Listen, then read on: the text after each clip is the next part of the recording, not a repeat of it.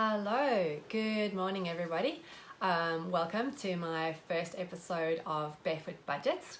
If you don't know me, my name is Kim Colling. I'm actually a chartered accountant, so I'm a qualified accountant in my day job, and then I'm also a passionate professional network marketer.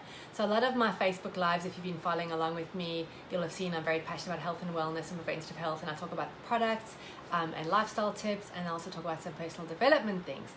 But I realized a few weeks ago that something else I'm super passionate about is budgeting.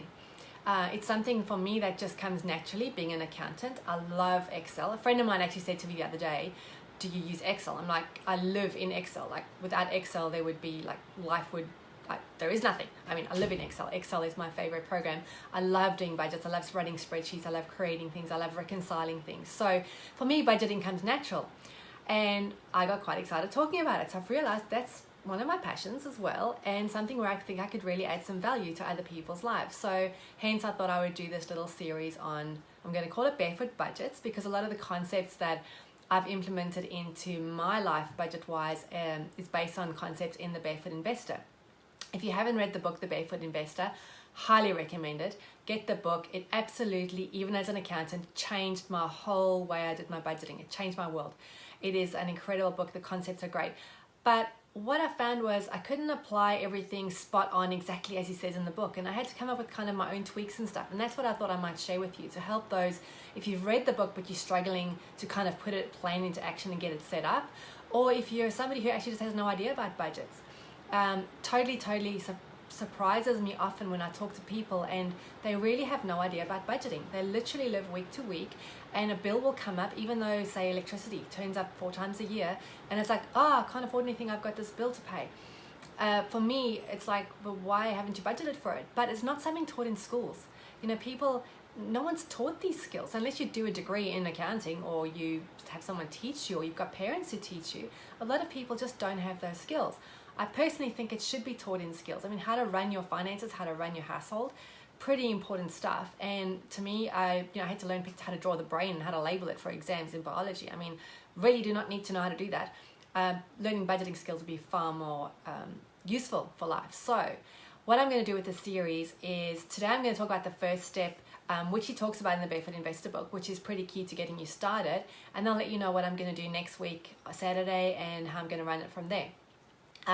If you are jumping on after, if you've missed part of this, that's fine, no worries. Welcome to anyone watching the video as well as those watching live. If you miss anything, I'm going to save these to my YouTube channel, and obviously they'll be in the Facebook feed anyway. So I'll pop the link for my YouTube channel in the comments below as well. If you would like me to tag you next week when I do step 2, which will be so today I'm going to talk about our mojo, and if you've read the book, you'll know what that is, and I'll talk about why it is and how to set it up. Next week, I'm going to talk a bit about your expenses. How do you budget for your expenses for the year? I'll tell you what I use, how I set it up, how I create my expense list, and then also how I set that up in my bank account and how I create different pockets of money and how I interpret how he does it in the Barefoot Investor. And then we might do a Q&A. So if you've got questions relevant to the live or just in general, pop them in the comments below, and what I'll do is keep all the questions, and if I get enough questions, I might then do a Q&A type session and try and address some of the questions, and then I'll pull the whole thing together. We'll talk about your money coming in and then how you sort of pull it all together to try and run your budget on a weekly, monthly, quarterly basis, however you're going to run it. So, and I'll probably even, if you'd like, create a bit of a basic spreadsheet I can send out to anyone who's interested, just to set you up with the working. So do me a favor, if you think a spreadsheet would be of value to you and you'd like to see a basic budget spreadsheet, please drop a comment below saying spreadsheet.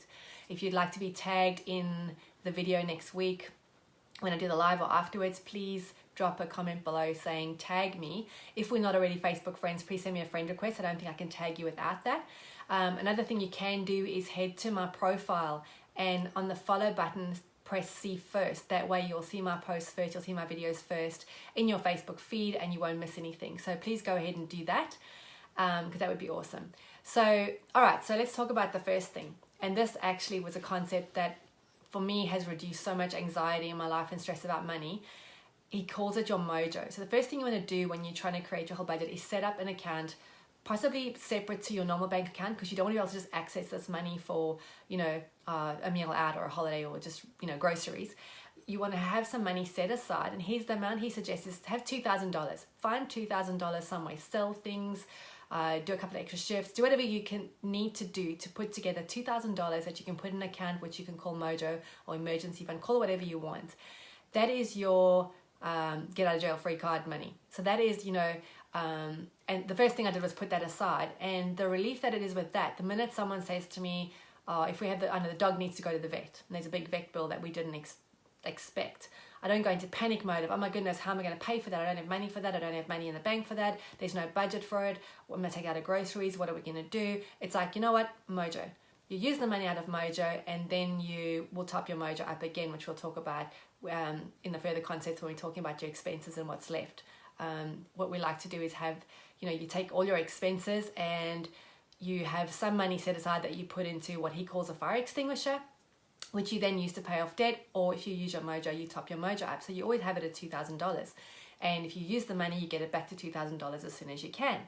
Brilliant, brilliant, brilliant concept. In the past, if Shane is my husband, if he had to say to me, we need to get a handyman in to come change some locks because we're struggling, one of them's got jammed and we can't get it undone, and you got to get someone out and they're going to pay a call out fee, and it's a simple job probably, but we have to pay for someone to do it. And he goes, I need to get someone out, this guy's coming out next week, it's going to cost XYZ. And I'm like, yep, that's fine, we've got Mojo. I don't have to panic about that bill. Oh my goodness, where am I going to get $150 for this guy to come and change the locks, because it's not in my budget.